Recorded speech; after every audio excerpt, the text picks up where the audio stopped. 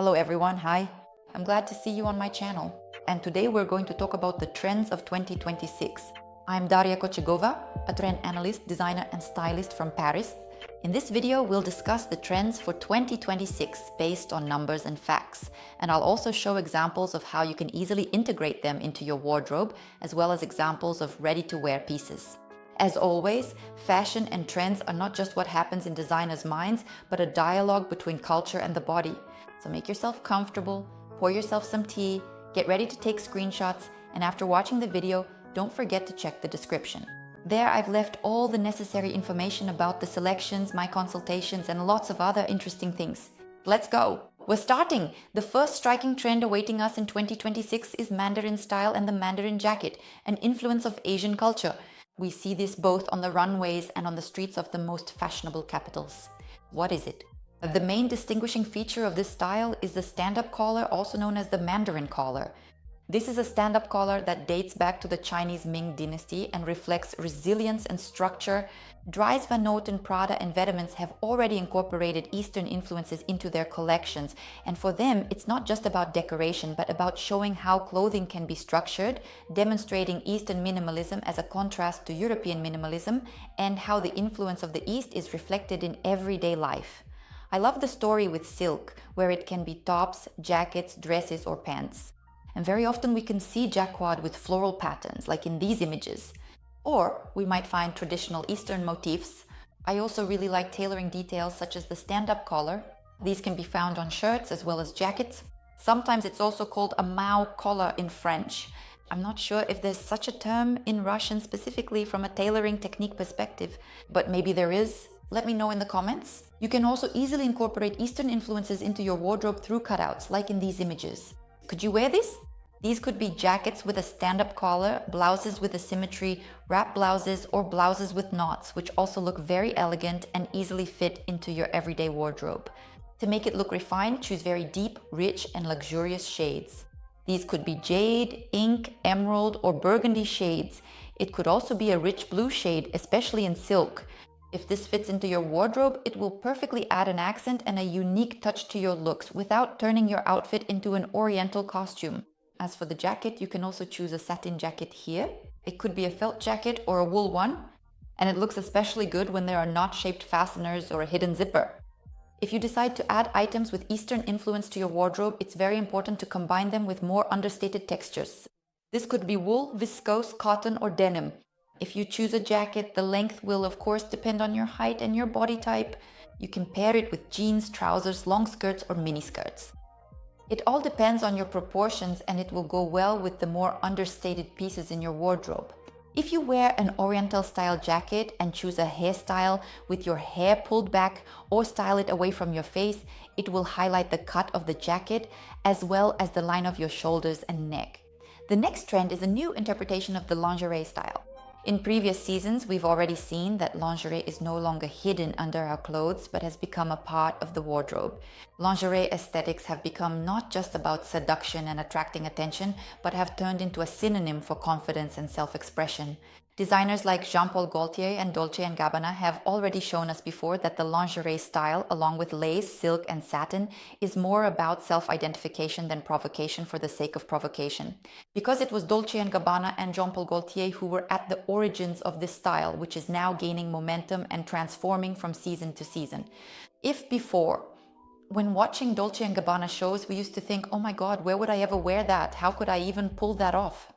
Now we realize that, okay, maybe I can add a lace bustier under a cardigan, maybe I can add a satin skirt with lace trim at the bottom. Oh, we've got some little toys here. Here I recommend you choose either a slip dress or a silk skirt. It could be a lace bodysuit, a satin bodysuit, but it's very important when mixing lingerie aesthetics with everyday looks to add some balance. These could be blazers, classic trousers, or knitwear that will soften the look and prevent it from turning into seduction for the sake of seduction, or provocation for the sake of provocation. I really like this aesthetic because I first noticed it in Paris when I was working at Chantal Thomas. It's a lingerie brand, very provocative and seductive, in the vein of Asian provocateur. And all the girls who worked at this brand would intentionally integrate lingerie into their outfits. Some would wear a blouse with a neckline buttoned here, and between the buttons you could see beautiful lingerie, especially in the balconette style. Again, I'm not sure how to translate this correctly, but I'll look it up and add it in the comments. Or maybe you can tell me. Or you can see beautiful lace, or we have special decorative straps that we show off. And the Parisian touch of elegance is that a woman will never feel embarrassed if something is showing somewhere. She does it unintentionally, effortlessly. It's very self-assured. So what? If I know perfectly well that I have a strap here and it's part of my look, it never appears too much or vulgar. It looks very elegant and refined. In the description below the video, I've put together a selection for you of how lingerie style can look for everyday wear, so it will be easier for you to integrate it, and you'll already have ready-made examples. The next trend is inspiration from the 80s. This is power dressing, and here we have two major trends. As a trend analyst, I can say that this has been going on for almost 2 or 3 years now, running parallel to the ladylike style, but the ladylike style is transforming. In fact, the ladylike style is leaving the trends. Let me remind you that ladylike is a very feminine, proper look in the style of Grace Kelly, where nothing is excessive. And replacing it, a trend is growing for self-identification, a strong woman, but at the same time she is feminine, seductive, with beautiful curves. She is confident and strong in herself, retaining the power to show her legs, show lingerie, show off her figure, and feel as free, confident, and in her element as possible. Again, I really like this trend. It resonates with me a lot. Plus, as I already mentioned, it goes hand in hand with another trend among brands, more from the marketing side, which is recognizability, and what I've been telling you about for many years now. Almost 5 years. Your archetypes, your style DNA, that people should recognize you, that your wardrobe shouldn't be a reflection of trends, but rather a reflection of your soul. And Saint Laurent, in their latest runway collections, clearly demonstrates this to us.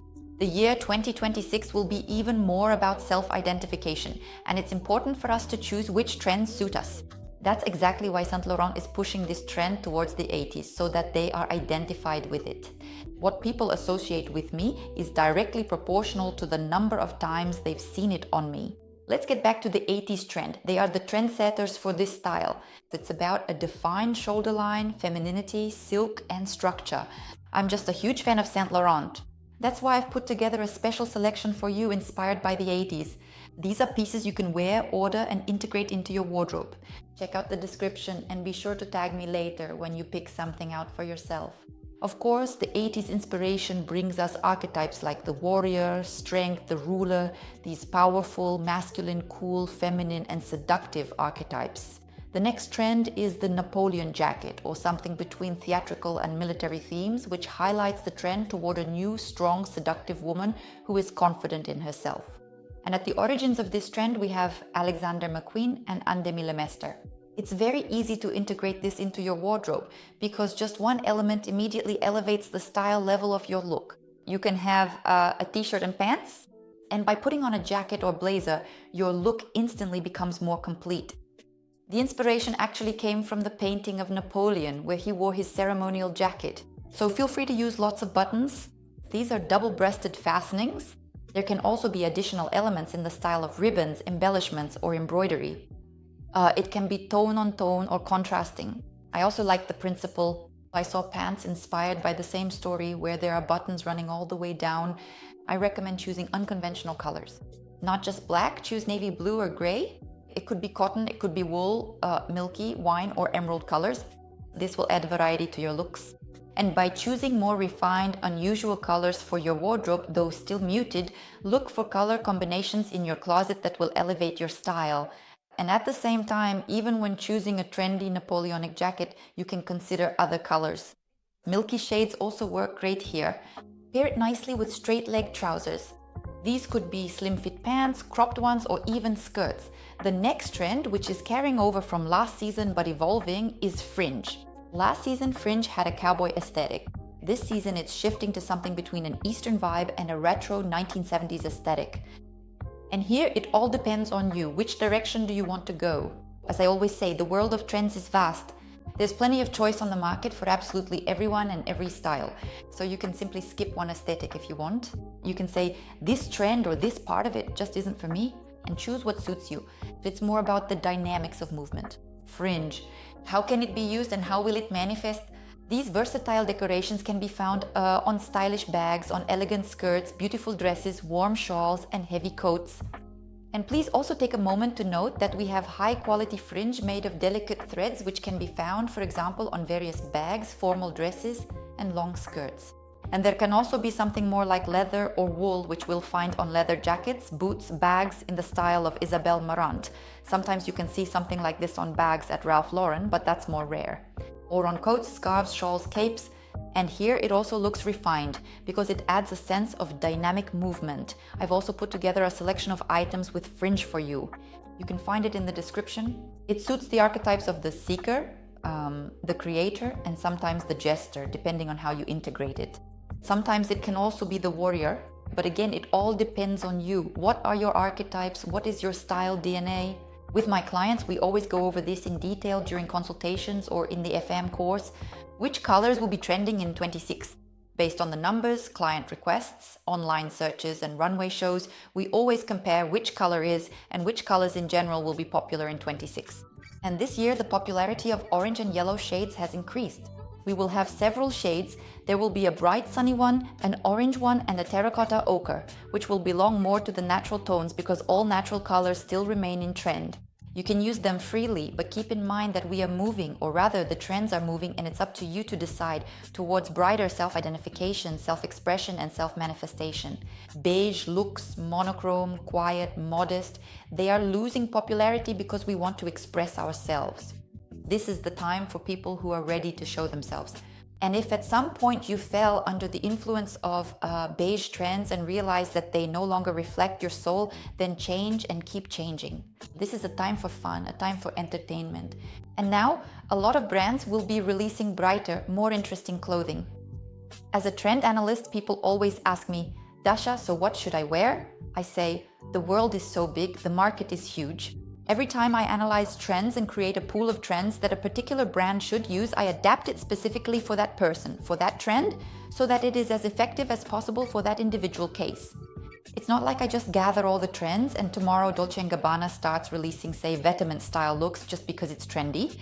No, every time we adapt everything to ourselves, that was the first part of this video. Remember, trends are just a language of self-expression, but which one you choose is up to you. And it's based on your style DNA, your archetypes, what you're experiencing right now, and what's inside you. Be sure to watch the second part about trends. It will be released very soon, or it might already be on the channel. It's very informative, also with selections. Subscribe to the channel. Thank you for watching. Give it a like. Be sure to write in the comments how you liked the video, what you took away from it, what you like and don't like about the trends. Sending you a hug. Have a great day and a wonderful mood. Bye-bye.